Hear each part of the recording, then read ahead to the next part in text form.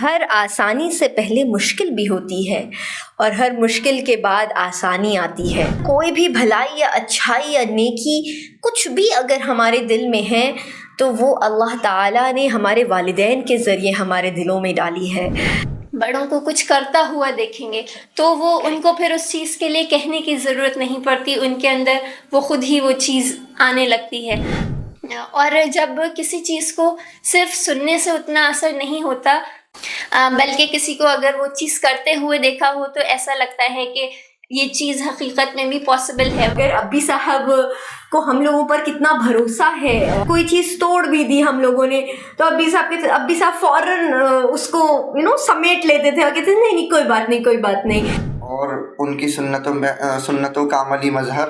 اور قرآن کے احکامات کی پابندی کرنے والا کوئی شخص اگر میرے نزدیک کوئی ہے تو وہ ہمارے والد محترم ہیں۔ اللہ کے رسول صلی اللہ علیہ وسلم کی پوری زندگی ہمارے لیے نمونہ ہے، ہر لمحہ ہمارے لیے نمونہ ہے، اور اس کو اللہ تبارک و تعالیٰ نے اس طرح محفوظ کر دیا جیسے کہ آج کے وقت میں ایک مسلمان کے دل میں سورہ فاتحہ بالکل اول تا آخر ازبر اور محفوظ رہتی ہے اس کے دماغ میں۔ آپ کبھی بھی اس سے سن لیں، وہ بنا کسی غلطی کے آپ کو سنا دے گا۔ اسی طرح اللہ کے رسول کی پیدائش سے لے کر وفات تک کی پوری زندگی اللہ تبارک و تعالیٰ نے اسی طرح محفوظ کر دی۔ تربیت کے نقطۂ نظر سے اللہ کے رسول صلی اللہ علیہ وسلم نے جس طرح سیدہ شباب اہل الجنہ حضرت حسن اور حسین، جن کو حدیث میں جنت کے نوجوانوں کا سردار قرار دیا گیا ہے، ان کی جس طرح اللہ کے رسول صلی اللہ علیہ وسلم نے تربیت فرمائی وہ ہمارے لیے نمونہ ہے۔ اسی منہج اور اسی طریقے کے اوپر ہم اگر اپنی بچوں کی، اپنے اولادوں کی، اپنے چھوٹوں کی تربیت کریں گے تو ہمارے چھوٹے، ہمارے بچے، ہماری اولاد اللہ تبارک و تعالیٰ سے پوری قوی امید ہے کہ ہمارے لیے ذخیرہ آخرت بنے گی۔ جہاں تک ہماری تربیت کا سوال ہے تو ہمارے والدین نے اسی طریقے پر اور اللہ کے رسول صلی اللہ علیہ وسلم کی تعلیمات کی روشنی میں ہی ہماری تربیت کرنے کی کوشش کری۔ ایک چھوٹا سا واقعہ یاد آیا کہ ہمیں یاد ہے آج بھی سردیوں کی راتیں ہوا کرتی تھیں، ابی صاحب سفر پر ہوتے تھے، حالانکہ مسجد گھر کے پاس تھی، آپ بہت چھوٹے تھے، راستے میں اکثر جب رات ہوتی ہے تو باہر کتے وغیرہ بھی ہوتے ہیں تو امی آپ کو اپنا ہاتھ پکڑ کے مسجد لے جایا کرتی تھیں تاکہ جب آپ حفظ کرتے تھے تو آپ کے حفظ کے لیے امی نے کتنا اسٹرگل کرا، وہ کہیں نہیں جاتی تھیں کہ آپ کے حفظ میں آپ کے درجے کا ناغہ نہ ہو۔ بالکل صحیح بات ہے۔ اور والد محترم کے اوپر بے شمار ذمہ داریاں اور کام کا بوجھ تھا، جس کی وجہ سے وہ صبح سے شام تک دن و رات سفر میں رہا کرتے تھے اور ساری ذمہ داریاں انہی کے اوپر تھیں۔ تو ایک بڑا حصہ ہماری تربیت کا اور ایک بڑا حصہ ہمارے بچپن کا وہ والدہ کی نگرانی کے اندر گزرا، اور انہوں نے بحسن خوبی اپنی جانب سے پوری کوشش کر ہماری تربیت کرنے کی کوشش کری، اور ہمارے اوپر بے انتہا سختی بھی کیا کرتی تھی، جو اس وقت ہم کو احساس نہیں ہوتا تھا، لیکن اب احساس ہوتا ہے کہ وہ سختی آج کتنی کارگر ثابت ہو رہی ہے۔ اور استاذ محترم کی طرف سے اگر کوئی شکایت یا کوئی غلط بات کی اطلاع ان کو ملتی تھی تو اس کے اندر وہ بلا تحقیق سب سے پہلے ہمارے اوپر سختی کیا کرتی تھی اور ہم سے باز پرس کیا کرتی تھی، اس میں کسی طرح کی کوئی گنجائش نہیں ہوا کرتی تھی۔ اور انہی سختیوں کا نتیجہ ہے کہ آج جو کچھ بھی ہم قرآن پڑھتے ہیں، تراویح سناتے ہیں، تو اس کا پورا کریڈٹ والدہ محترمہ کو جاتا ہے۔ اور بے شک والد صاحب اپنی مصروفیات کی وجہ سے ہر وقت گھر پہ موجود نہیں رہتے تھے، لیکن ان کی دعائیں ساتھ میں رہتی تھیں۔ دوسری بات یہ ہے کہ بچے سب سے زیادہ اگر کسی کو اپنا رول ماڈل بناتے ہیں تو وہ ان کے والدین ہوتے ہیں۔ سب سے زیادہ کسی سے ان کا انٹریکشن ہوتا ہے صبح سے شام تک تو وہ ان کے والدین ہوتے ہیں۔ تو جو بات بچپن میں بچوں کو بتائی جاتی ہے اس سے زیادہ مؤثر وہ بات ہوتی ہے جو ان کے سامنے ان کے والدین ان کو کر کر دکھائیں. بچپن سے ہم نے اپنے والدین کو اعلیٰ اخلاق کا مظاہرہ کرتے ہوئے دیکھا، بڑوں سے ادب سے، چھوٹوں سے شفقت کے ساتھ بات کرتے ہوئے دیکھا، اور ہر مومن کے لیے اپنے دل میں ایک نرم پہلو دیکھا، ہر مومن کی خیر خواہی کا جذبہ اپنے اندر ان کے اندر ہم نے دیکھا. یہ سب چیزیں تھیں جنہوں نے ہم کو بچپن سے متاثر کیا. اور تربیت کے اندر ایک بڑی بات یہ ہوتی ہے کہ اللہ کے رسول صلی اللہ علیہ وسلم غیر مناسب عمل کوئی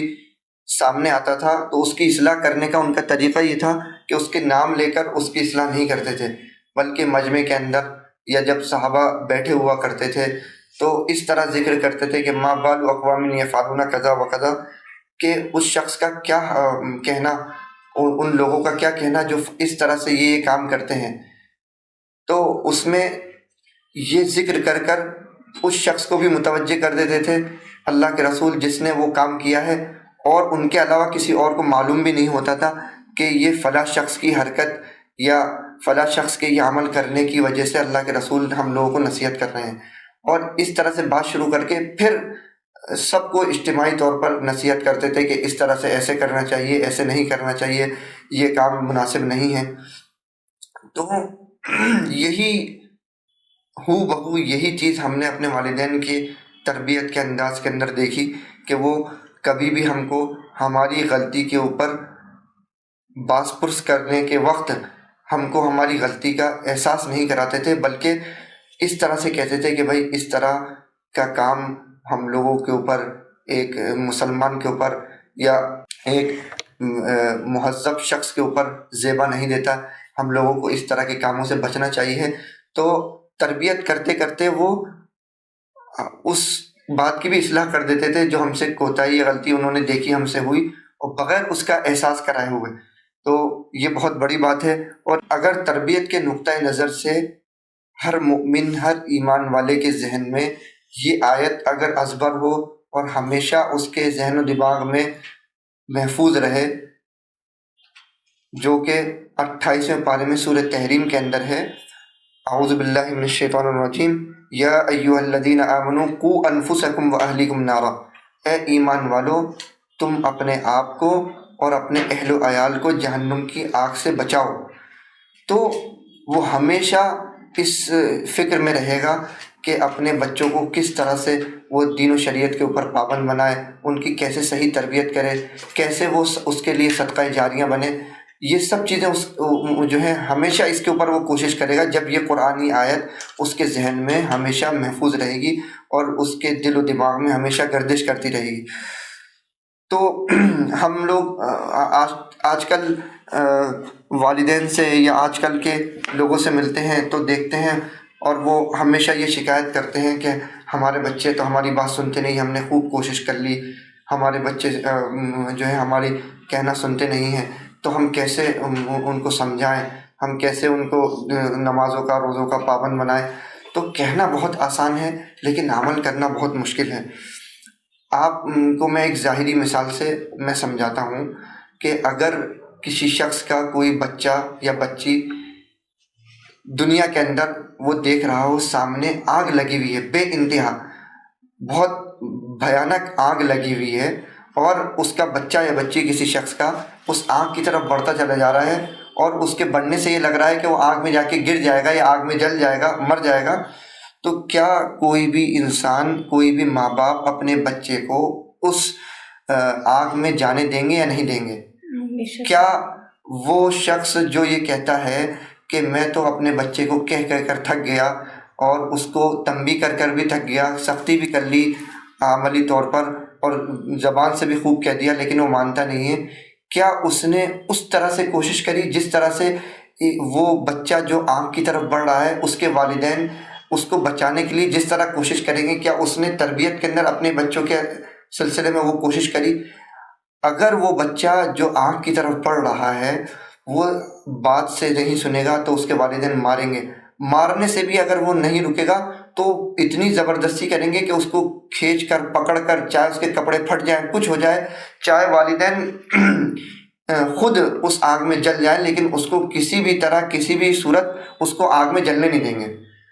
اس طرح کی کوشش مطلوب ہے بچوں کی تربیت میں۔ ہم لوگ زبان سے کہہ دیتے ہیں کہ ہم نے کوشش کر لی، محنت کر لی، لیکن ہماری محنت اس معیار کی، اس درجے کی نہیں ہوتی جیسا کہ ہم کو کرنی چاہیے۔ یہ ہمارے بچوں کے مستقبل کا سوال ہے۔ بچوں کے اوپر تنبیہ کرنے کو آج کل کا معاشرہ اور نوجوان برا سمجھتے ہیں۔ وہ یہ نہیں دیکھتے کہ تنبیہ نہ کرنے پر بچے کے مستقبل کا کیا نقصان ہو رہا ہے۔ ہم کو اس کے اوپر توجہ دینی چاہیے اور تربیت کے لیے اپنی اولاد کی اللہ کے رسول صلی اللہ علیہ وسلم کے طریقہ کار کو اپنانا چاہیے، اور وہی طریقہ کار ہمارے لیے نجات کا راستہ ہے۔